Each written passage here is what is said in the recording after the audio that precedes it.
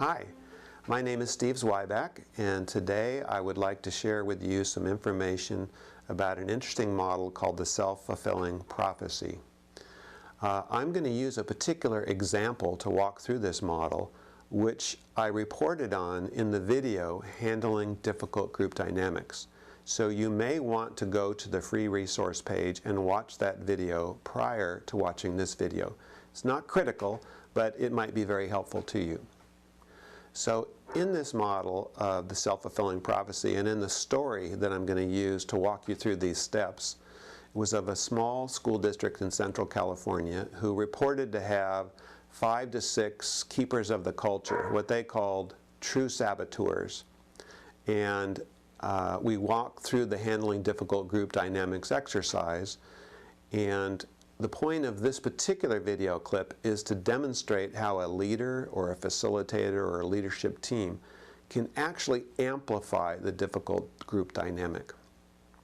And so in this particular model, as you look at it, you're now looking at the model itself. It says you act. The you in this particular model is the, quote, difficult person, the person who they said was the keeper of the culture or the true saboteur.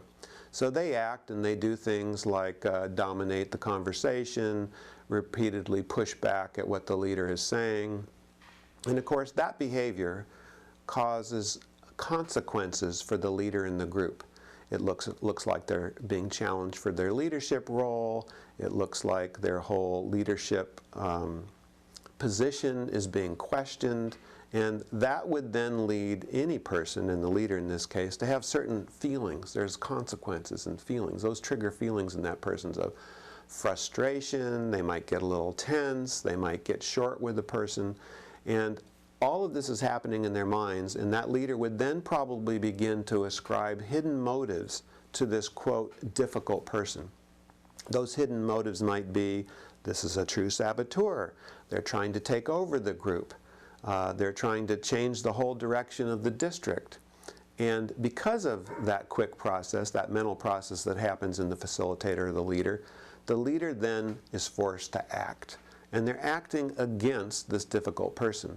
So they may do things like shut that person down. They may only cause them to, or allow them to ask certain questions. They may even said, you've had your chance to talk, let others talk. But it could be in a voice tone in which it's a credible voice tone and it's really trying to shut that person down. And as you follow this model up, when that happens, the person who is, quote, the difficult person or person with difficult behavior, that creates consequences for them in the group.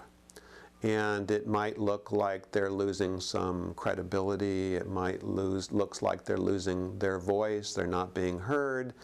That leads them to have some feelings of frustration, maybe feeling violated. And of course, then they will ascribe hidden motives to the leader or the leadership team. And those hidden motives might be, well, they really don't want our opinion. They're already coming to us with a formed conclusion. They're looking for us to just follow through and be like sheep and, you know, just all huddle up and do whatever the leadership team does, even if it's the wrong decision, incorrect decision, or a decision that might take us right over the cliff. And those kinds of hidden motives will cause the person, the, quote, difficult person, to amplify their behavior. They'll be more resistant to change. They might dominate more. They might get more forceful in their opinions.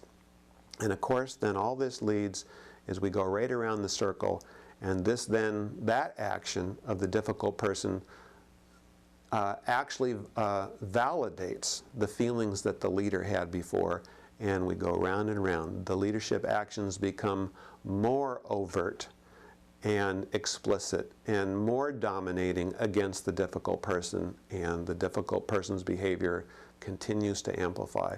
And this is called a self-fulfilling prophecy.